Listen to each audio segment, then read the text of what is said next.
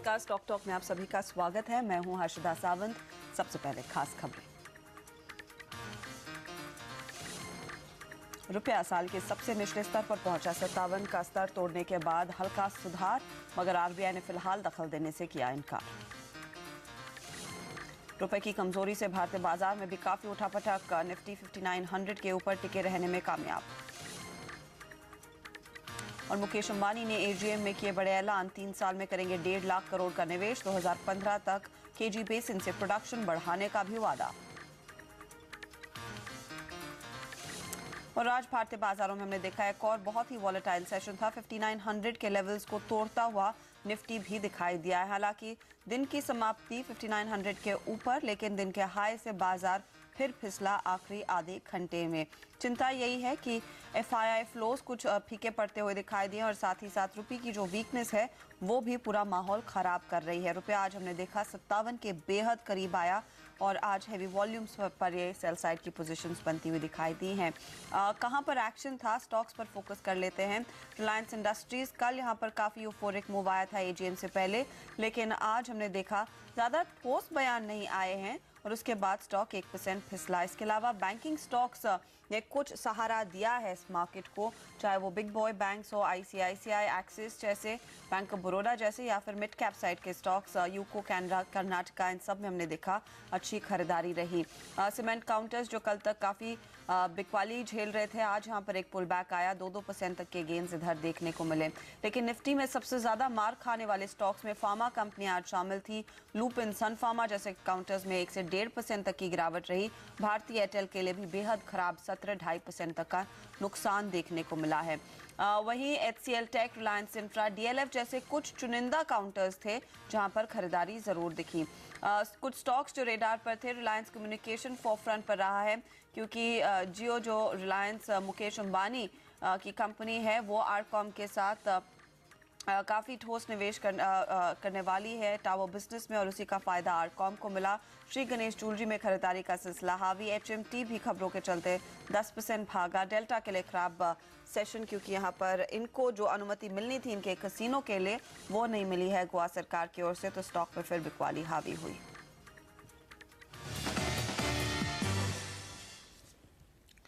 लेकिन यहाँ से आगे बाजार की चाल कैसी रहेगी, हमारे साथ है एंजल ब्रोकिंग के मयूरेश जोशी। मयूरेश, स्वागत है आपका। रुपया जिस तरह से मार खा रहा है वो एक सबसे बड़ी कंसर्न उभर कर आई है भारतीय बाजारों में। 57 के बेहद करीब आज की समाप्ति फिर देखने को मिली और अगर कमजोरी आती है कितना और सेल ऑफ देखने को मिल सकता है इक्विटीज में? Good evening Harshadi ji. I think रुपये के जो डिप्रिसिएशन के आई थिंक 3 मुख्य कारण हैं। एक तो जो डॉलर बाइंग हो रही है ऑयल रिफाइनरीज की वजह से, जो यूरो वीकनेस देख रहे हैं हम लोग, जो ग्लोबल इक्विटीज में सेल ऑफ देख रहे हैं, और जो करंट अकाउंट डेफिसिट को लेके जो कंसर्न्स उभरते हुए आ रहे हैं। मोर और less I think current account deficit के कंसर्न्स वैलिडेटेड भी हैं क्योंकि एफडीआई के तौर पे या डेफिसिट फाइनेंसिंग के हिसाब से we'll need almost around 95 to 100 billion dollars of capital coming in. अभी उसमें से भी आई थिंक एफडीआई के आसपास 25 से 30% की एक्सपेक्टेशन होनी चाहिए गोइंग फॉरवर्ड। रुपये की जो कमजोरी है, I think if I compare that with other south Asian economies, I think रुपये की कमजोरी की जो कॉम्पिटिटिवनेस है वो थोड़ी फीकी पड़ जाती है because of our infrastructure deficits, political situation के वजह से, इकोनॉमिक रिफॉर्म्स प्रोसेसेस जो नहीं हो रहे उसके वजह से। और कहीं ना कहीं आई थिंक अगर आप non oil non gold exports देखें हमारे, तो कहीं ना कहीं that merchandise exports are also slowing down या growing at a very minimal pace. तो इंपोर्ट्स तो होते ही जा रहे हैं। I think even though crude has come down, I think still because of the rupee movement I think वो काफी ऑफसेट करता है। और गोल्ड के अगर आप आंकड़े भी देखें अप्रैल मई के लिए, आई थिंक 15 बिलियन रुपीस के आसपास I think we already imported gold in this last 2 months। तो कहीं ना कहीं I think with that respect रुपया थोड़ा वीक रह सकता है over the next few trading sessions over the next few weeks, और जिसकी वजह से आई थिंक इक्विटीज पे भी थोड़ा बहुत इंपैक्ट हम लोग को दिख सकता है। But having said that, I think अगर गवर्नमेंट रिफॉर्म्स के सुधार इन अ स्लो प्रोसेस में लाता है और कुछ ना कुछ इन्वेस्टमेंट्स और कैपिटल एक्सपेंडिचर की तरफ एक कोई रूट और डायरेक्शन देता है, तो I think that can be some amount of positive triggers for the market. हालांकि आई थिंक मेरे ख्याल से मार्केट एक बहुत टाइट रेंज में रहेगा between 5750 5800 on the downside and around 6100 6150 on the higher side for the next few weeks at least। Mayuresh, लेकिन आज हमने देखा है जो वीकनेस आई है वो चौतरफा रही है। फार्मा काउंटर्स पिटे हैं यहाँ पर हमने देखा, साथ ही एफएमसीजी स्टॉक्स में प्रेशर रहा, चुनिंदा आईटी काउंटर्स थे, कमजोर थे। तो क्या डायरेक्शन लार्जली यहाँ पर लेगा या फिर ट्रेडर्स के मन में क्या इस समय चल रहा है? कोई सेफ हेवन है इस बाजार में या नहीं? Safe haven Harshada ji, I think defensives, classical defensives और एफएमसीजी काउंटर्स और फार्मा काउंटर्स होते हैं। बट ये जो रनअप देख चुके हैं हम लोग इन FMCG and pharma counters over the last few weeks, I think कहीं ना कहीं वैल्यूएशन स्पीक ऑफ हो गई है। कहीं ना कहीं आई थिंक मार्केट की जो रैली है in terms of legs to carry it higher, कहीं ना कहीं एग्जॉस्ट हो रही है फॉर ऑल द रीजंस जो हम लोग ने डिस्कस किए हैं। Global risk on risk of चालू हुआ है, आई थिंक ग्लोबल मार्केट्स भी थोड़े वीक है, रुपये की जो डिप्रिसिएशन हो रहे हैं और अपने domestic concerns. So I think ये combination of all these factors की वजह से आई थिंक जो डिफेंसिव्स में एंटर कर चुके थे, आई थिंक कहीं ना कहीं एक मुनाफा वसूली कर रहे हैं। और कहीं ना कहीं जहां पे अंडर वैल्यूएशन है वो mid cap counters I think are moving up. तो कहीं ना कहीं मेरे ख्याल से आई थिंक स्टॉक्स जिसमें आई थिंक ग्रोथ पोटेंशियल है going forward can move up in this markets. I think that can be a combination of both front line as well as a few mid cap stocks. देख लेते हैं बाकी जानकारों की राय क्या है इस मार्केट पर। The government in India is horrible, but it's also horrible elsewhere in the world. That's the problem. So India doesn't stand out as the worst government in the world. The others are not much better. The markets are not yet saturated. So overall, I believe in investing in India, and I wrote at Christmas that I haven't increased my positions in any Asian markets except in India. जिस तरह से world markets भी अपने high से नीचे उतर रहे हैं, तो शायद ये इंडियन मार्केट्स उसी को ट्रेंड कर रहा है, उसी को फॉलो कर रहा है। और ऑफ कोर्स अगर हम और थोड़े ज़्यादा रीजंस देखने जाएं तो मुझे लगता है कि रुपये की गिरावट also is contributing to the fears के ओवरऑल शायद it will limit the interest rate cut of RBI, वो डर भी बना रहेगा। और शायद इन्फ्लेशन इतने नीचे नहीं उतर जाए अगर ये रुपये इस तरह से डिप्रिशिएट होगा। तो मार्केट्स क्लियरली अपने फंडामेंटल्स के बहुत आगे चल रहे हैं, तो ऐसे लेवल पे वॉलेटिलिटी बहुत बनी रहेगी। और अगर एफआईआई का सपोर्ट नहीं आया तो शायद ये नीचे की तरफ जा सकती है। तो बट मेरा यही मानना है कि नेट ये सब बात को देखते हुए कि 5800 के आसपास शायद निफ्टी एक बार सपोर्ट ले लेगा और शायद उसके नीचे खास डाउनसाइड नहीं दिखाई दे रहा है। लेकिन आज सभी की नजरें रिलायंस इंडस्ट्रीज की सालाना एजीएम पर थी और मुकेश अंबानी ने टेलीकॉम कारोबार पर खास फोकस रखा। उन्होंने कहा कि रिलायंस जियो सबसे सस्ती और सबसे बेहतर टेक्नोलॉजी की सेवाएं देगी जो अब तक भारत में उपलब्ध नहीं है। इसी के साथ देश भर में डिजिटल क्रांति को साकार रूप भी देंगे।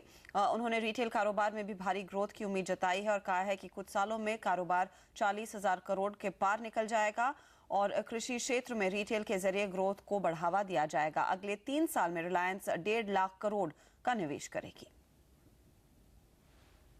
Based on our strong faith in the potential of India, we are currently making investments in excess of 150,000 crores over the next 3 years. Margins in our core businesses are on the upswing. Energy markets are, however, transitioning to a new world order.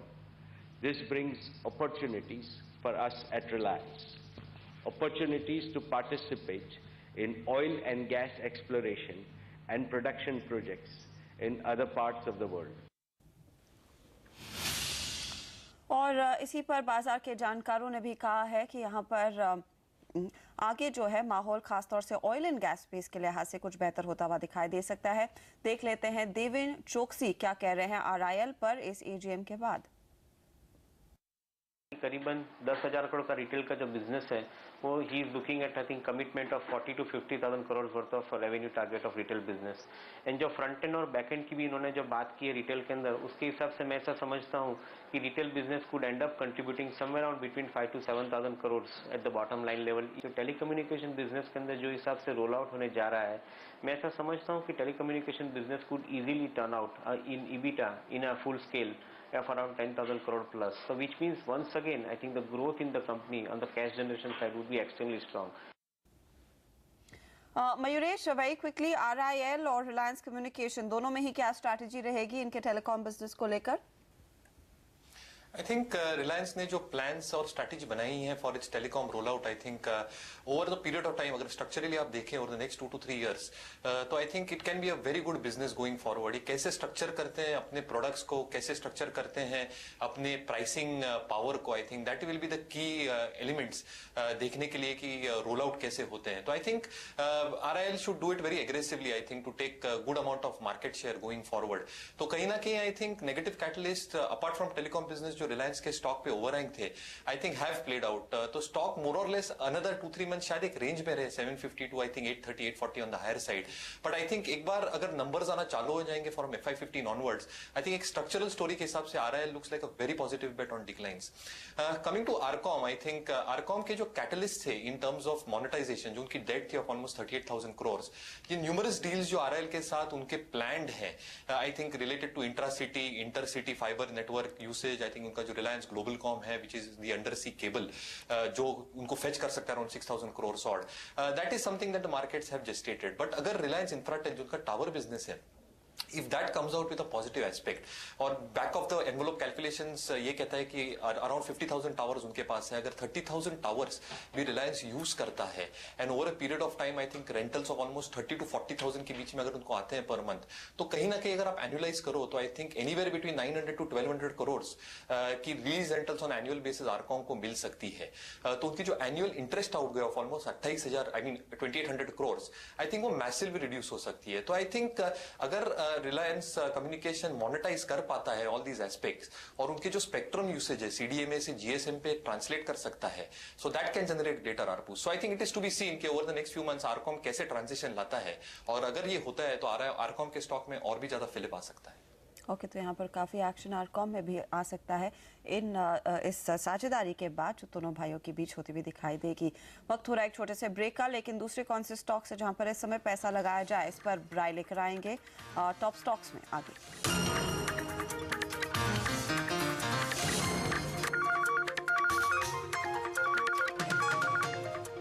बाजार आज फिर से दायरे में झूलता हुआ दिखाई दिया और 5900 के ऊपर समाप्ति जरूर रही है, लेकिन दिन के हाई से काफी फिसला.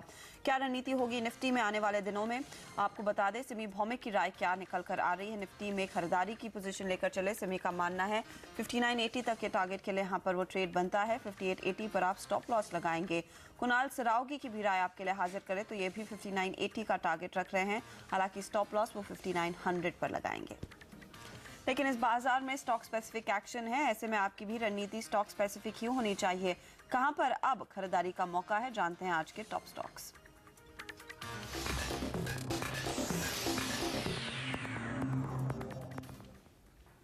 और कैडिला है रेडार पर मयूरेश जोशी. इनफैक्ट आपने कुछ देर पहले भी कहा मयूरेश कि आप फार्मा को लेकर कुछ बुलिश हैं, लेकिन कैडिला में किस तरह के रिटर्न्स मिलते हुए दिखाई देंगे और क्या खास ट्रिगर है इस समय? आई थिंक जो कल उन्होंने अनाउंसमेंट की थी कैडिला को लेके, आई थिंक मॉलिक्यूल डेवलपमेंट की, आई think that can be a substantial trigger stock के लिए आगे जाते हुए. आई थिंक एक्सपेक्टेड यही है कि अगर उनको कोई ग्लोबल पार्टनर मिला for this molecule find, I think that can have a substantial impact for the stock for their global sales. Expectation ये है कि ऑलमोस्ट $1 billion के आसपास इसका एस्टिमेटेड रेवेन्यू हो सकता है, but that can again be at a later stage. I think FY14 second quarter के बाद आई थिंक FY15 के नंबर्स में देखा जाएगा.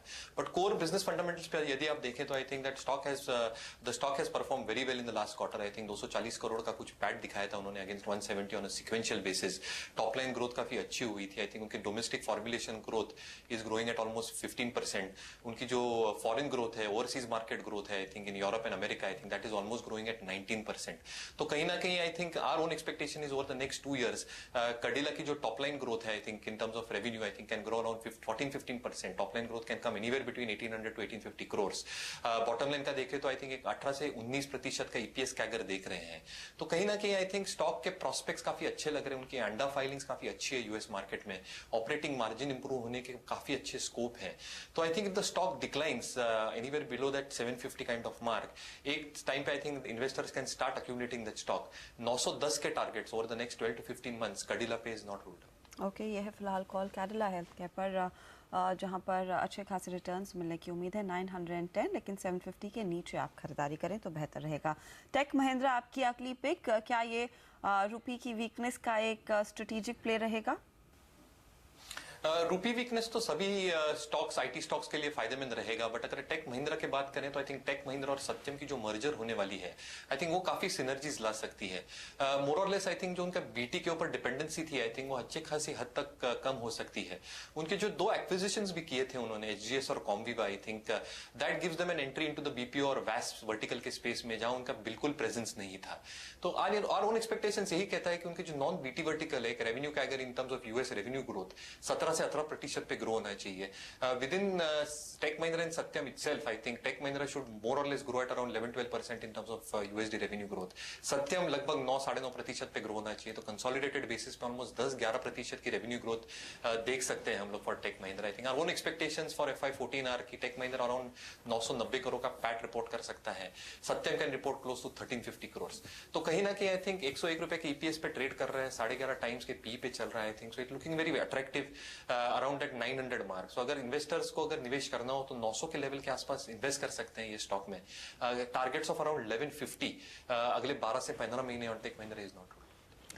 तो टेक महिंद्रा 1150 के टारगेट्स के लिए एक अच्छी अपॉर्चुनिटी है, इस समय खरीदा जाए ये शेयर। लेंगे एक ब्रेक, आगे आपके सवालों का जवाब लेकर आएंगे, तो बने रहिए।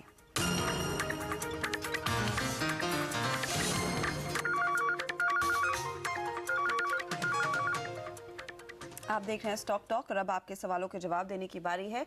मयूरेश जोशी हमारे साथ हैं आपकी मदद के लिए। प्रीतेश कोष्टी लाइन पर हैं, सबसे पहले उनसे बात करते हैं। प्रीतेश नमस्कार, पूछिए। नमस्कार मैम, मेरे पास रिलायंस इंफ्रा के 50 शेयर है at the rate of 540। Okay. और रिलायंस पावर भी है एट द रेट ऑफ 95, वो 200 शेयर है। तो इसमें मतलब और डिक्लाइन हो सकता है क्या? क्या करूँ, होल्ड करूँ या बेच दो? मेरे ख्याल से इन्होंने लॉन्ग टर्म के लिहाज से पैसा लगाया है। 540 का स्टॉक अब 381 पर दिख रहा है। क्या रणनीति होनी चाहिए? Same course for R Power 71 पर है, इन्होंने 90 की खरीदा हुआ है। आई थिंक दोनों स्टॉक्स हर्षद जी आप देखो तो आई थिंक कहीं ना कहीं ऑपरेशनल इनएफिशिएंसी की वजह से आई थिंक नंबर्स काफी उनके खराब आते गए हैं। आई थिंक एंटायरली उनका फॉल्ट नहीं था। आई थिंक उनकी जो डील्स थी स्पेशली इंफ्रा के लिए, ईपीसी बिजनेस हो या कंस्ट्रक्शन बिजनेस हो, कहीं ना कहीं स्लो डाउन दिखा है both in terms of order flows और मार्जिन में। तो कहीं ना कहीं मार्जिन घटे हैं। हालांकि ये क्वार्टर में आई थिंक ईपीसी के मार्जिन काफी इंप्रूव हुए थे from almost 9.5 if I am not mistaken to almost 13%। कहीं ना कहीं I think shrinking order book, extensive I think interest payments for both the stocks कहीं ना कहीं are taking a toll on these counters. उनकी cash book भी अगर आप देखो रिलायंस इंफ्रा की तो काफी हद तक घट चुकी है और बोरोइंग्स काफी हद तक बढ़ गए हैं। उनके जो पावर बिजनेसेस है, Delhi is doing okay I think, और बॉम्बे बिजनेस भी काफी ठीक ठाक कर रहा है। तो कहीं ना कहीं सुधार लाने के लिए काफी टाइम लगेगा। तो अगर उनका पेशेंस है उनके पास for almost another 18 months to 24 months, तभी I think he might stay invested into the stock, specially Reliance Infra. Reliance Power की यदि हम बात करें तो आई थिंक काफी ट्रिगर्स मिसिंग है काउंटर में, काफी कुछ होना है इनके लिए। आई थिंक तिलैया में जो होना है, आई थिंक जो ससान का उनको अभी मिला है, ब्यूटी बोरी का जो अगर मिला है उनको, तो आई थिंक मोर और less he should have a lot of patience before he can recover his price. अगला सवाल ले लेते हैं तुषार का। पूछे तुषार। हेलो, हाँ मैम, मैंने ऑप्टो सर्किट 180 शेयर्स है, मेरा एवरेज है 110। ओके। तो आज की तारीख में ऑप्टो सर्किट का रेट तो 35 के अराउंड चल रहा है, तो मैं क्या करूँ, या होल्ड करूँ या एवरेज मेंटेन करूँ? क्या कॉल रहेगा? अब यहाँ पर तुषार को काफी नुकसान झेलना पड़ा है। नुकसान तो झेल रहे हैं तुषार, लेकिन मेरे ख्याल से आई थिंक ऑप्टो सर्किट के जो नंबर आए थे आई थिंक काफी खराब थे, निराशजनक थे। आई थिंक 94% ड्रॉप था उनका पैट में। कहीं ना कहीं I think corporate restructuring exercise भी काम नहीं कर रही है, and there are some concerns overall on the efficiencies plus some concerns related to the management also. So कहीं ना कहीं सलाह यही रहेगी कि आई थिंक ऑप्टो सर्किट में अगर आपको मौका मिले तो आई थिंक रैलीज पे आप एग्जिट कर लीजिए काउंटर पे, और अगर इन्वेस्ट करना ही हो आई think you can invest in counters like a Dabur possibly on decline, जिसमें ग्रोथ काफी अच्छी लग रही है, या जैसे हम लोग ने काउंटर्स अभी डिस्कस किए थे कडिला ऑन डिक्लाइंस या even Tech Mahindra on declines. यहाँ पे I think improvement on return on investment can be much greater for the investor. Switch करें तो बेहतर रहेगा। ब्रिजेश से बात करते हैं, नागपुर से लाइन पर है। पूछे ब्रिजेश। मेरे पास भारतीय एयरटेल के 15 शेयर है, 317.65 पे खरीदे थे मैंने। ओके। तो कुछ लॉस चालू है, तो क्या करना चाहिए? 296 पर आज की समाप्ति, 295 टू बी प्रिसाइज। क्या करेंगे आप मयूरेश? आई थिंक कहीं ना कहीं देखो तो टेलीकॉम क्षेत्र I think is in a regulatory mess. I think कहीं ना कहीं ओवरहैंग काफी हाई है टेलीकॉम सेक्टर पे। कोर भारती के अगर आप रिजल्ट्स भी देखें तो अफ्रीकन ऑपरेशंस बिल्कुल अच्छा परफॉर्म नहीं कर रहे हैं। अगला overhang I think next year will be licence renewal, spectrum refarming का कैसे होता है, और various problems and problems associated with the sector overall. तो कहीं ना कहीं ARPUs can remain constricted even though price increase लिए हैं उन्होंने and the other telecom players as well. तो कहीं ना कहीं आई थिंक रैलीज पे I think you can exit Bharti. I think wait for levels of around 35, 310।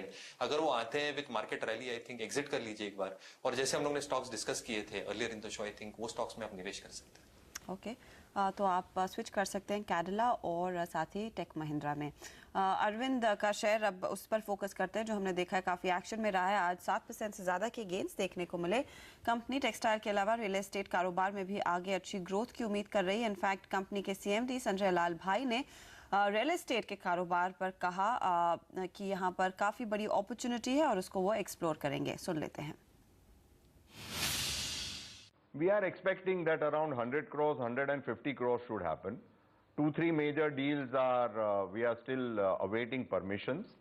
Permissions are always very difficult to plan because we are working on it, but it always gets a little delayed. But if all permissions were to come, we can even look at a monetization of around 300, 350 crores. But it will greatly depend on all permissions coming. I think our minimum target should be around 100 crores. तो वो है इनके real estate के plans. और यहाँ पर मितेश की नज़र भी स्टॉक पर गई है, मौजूदा भाव पर खरीदना चाहते हैं। इतना दौड़ने के बाद साथ ही कल उम्मीद है कि कंपनी जो अपनी प्रेस कॉन्फ्रेंस में अनाउंसमेंट करेगी वो रियल एस्टेट से जुड़ा हुआ होगा। मयूरेश, आपकी क्या कॉल है? As a house I think हम कवर नहीं करते, but as an individual advice to the investor यही होगा कि उनकी जो बिजनेसेस हैं, टेक्सटाइल के बिजनेसेस में थोड़ा टर्न अराउंड दिख रहा है हमको लास्ट क्वार्टर में। उनकी जो रिटेल की फ्रेंचाइजी है उसमें भी थोड़ा आई थिंक उन्होंने सुधार लाया है। तो कहीं ना कहीं आई थिंक 10% की ग्रोथ थी रेवेन्यूज में। PAT numbers I think 76 crore पे आए थे against 67 crore. For the whole year it was at around 48 crore against 45 crore. तो कहीं ना कहीं I think soft cotton price की वजह से टेक्सटाइल बिजनेस में उनको फायदा हो सकता है going forward. Real estate business का मोनेटाइजेशन जैसे लाल भाई जी कह रहे थे, I think that can be also beneficial trigger for that stock. तो कहीं ना कहीं आई थिंक ये स्टॉक थोड़ा वोलेटाइल रहता है। तो अगर डिक्लाइंस पे ये स्टॉक मिलता है, थोड़ी रिस्कियर बेट रहेगी, पर अगर डिक्लाइन पे मिलता है तो ये स्टॉक में एक निवेश किया जा सकता है। आई थिंक वैल्यूएशन के तौर पे आई थिंक 7 टाइम्स पे ट्रेड कर रहा है 515। और कहीं ना कहीं I think you can look for targets of around 100, 105 in the next 2 to 3 months। शुक्रिया मयूरेश। कोई डिस्क्लोजर? आई थिंक जो स्टॉक्स हर्षद जी हमने डिस्कस किए हैं, we might be holding them in our portfolio. ये स्टॉक्स हमने शायद हमारे क्लाइंट्स के साथ डिस्कस किए हैं। धन्यवाद हमारे लिए समय निकालकर अपनी राय देने के लिए इन तमाम काउंटर्स पर। इसी के साथ स्टॉक टॉक की टीम को दीजिए इजाजत। नमस्कार।